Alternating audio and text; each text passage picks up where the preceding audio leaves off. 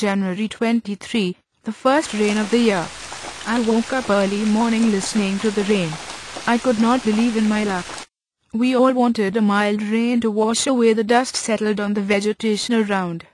Mercifully the rain has been mild, but incessant falling of raindrops started at around 3 a.m. It has been drizzling for the last 8 hours.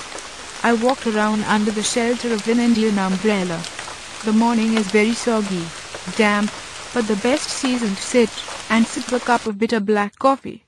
It is difficult to work when we are surrounded by the luxury of a winter rain.